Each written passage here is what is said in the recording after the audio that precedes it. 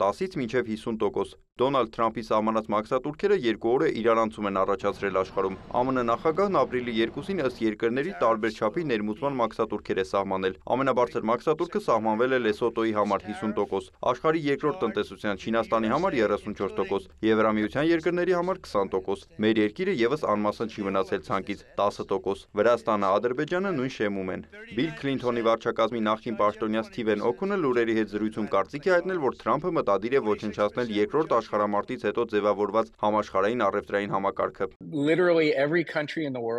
Աշխարհի բառացիորեն յուրաքանչյուր երկիր կտուժի այս մաքսատուրքերից, ուղղակիորեն կամ անուղղակիորեն։ Դա մեծ տնտեսական տեղաշարժ է առաջացնելու, այդ թվում Միացյալ Նահանգներում։ Դա կազդի զարգացող, զարգացած եւ կայացած երկրների վրա։ Թրամփը որոշել է, որ ամբողջ աշխարհում պետք է լինի բազային 10% մաքսատուրք։ Կան երկրներ եւ տարածքներ, որոնք նույնիսկ արտահանում չունեն Միացյալ Նահանգներ, բայց այդ 10% մաքսատուրքի շեմի սահմանում են։ Այնպիսի երկրներ, ինչպիսիք են Հայաստանը Եվրոպայում, Սինգապուրը Ասիայում, բոլորի վրա կազդեն ուղղակի կամ անուղղակի, քանի որ համաշխարհային տնտեսության դանդաղման հետ մեկտեղ բոլոր տնտեսությունները դանդաղելու են։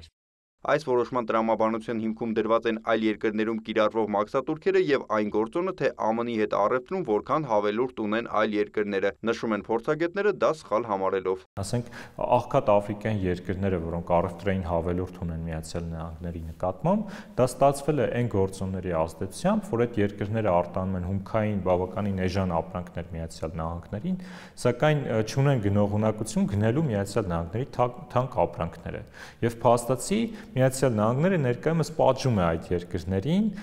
նրա համար, որ իրեն մատակարարում են էժան հումք եւ ի վիճակի չեն գնել իր թանկ ապրանքները։ Եվ սա ցույց է դնում այս մոտեցման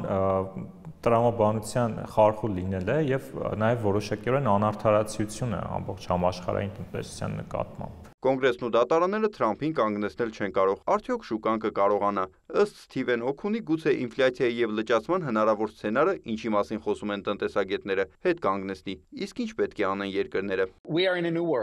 Մենք նոր աշխարհում ենք ու չենք վերադառնա նախկինին, երբ խոսում ենք առևտրի եւ տնտեսության մասին։ Յուրաքանչյուր երկիր, յուրաքանչյուր բիզնես պետք է նայի նոր սցենարին։ Նախկինում, երբ պլանավորում էինք, տեսնում էինք մղձավանջային սցենարներ։ Ձեր մղձավանջային սցենարը այժմ ձեր բազային սցենարն է։ Եթե դուք արտահանող տնտեսություն, արտահանող կառավարություն կամ արտահանող բիզնես լինեիք, ինչ էր դա տալու։ Ինչպես եք պատրաստվում վերամշակել ձեր մատակարարման շղթաները։ Ինչպես պետք է նոր շուկաներ գտնեք եւ հույսը չդնեք Միացյալ Նահանգների վրա։ Այժմ ամեն ինչ բաց է եւ կառավարություններն ու բիզնեսները բոլոր երկրներում պետք է իմանան դա եւ գործեն դրա հիման վրա։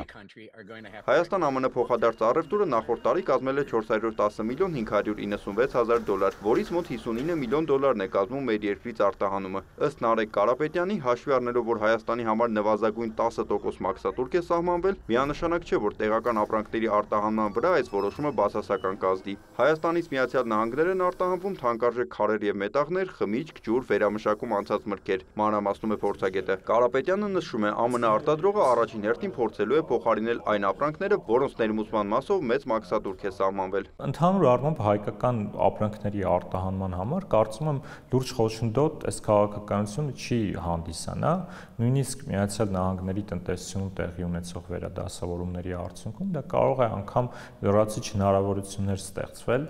եւ ես կարծում եմ աշխարհի խոշորագույն տնտեսություն, որտեղ մեր մեծությամբ երկրորդ հայկական սփյուռքն է ապրում, ունենալ 50-60 միլիոն դոլարի արտահանում, դա ամենևին լավ արդյունք չէ եւ այդ հնարավորությունները չիրացված են Միացյալ Նահանգների շուկա եւ ես կարծում եմ այս վերադասավորումները, որը որ Միացյալ Նահանգների տնտեսությունում կարող է տեղի ունենալ, նաեւ այս քաղաքական որոշումների արդյունքում պետք է հնարավորինս չափ օգտագործել հայկական ապրանքների արտահանումը դեպի Միացյալ Նահանգներ խթանելու համար։ Սթիվեն Օքունը հույս է հայտնում, որ ապագայում հնարավոր կլինի վերադառնալ նախկին կարգին, սակայն դրա համար ժամանակ կպահանջվի։ Հնարավոր է, որ Եվրոպայի եւ Ասիայի երկրները միավորվեն առևտրի նոր համակարգ ստեղծելու գաղափարի շուրջ։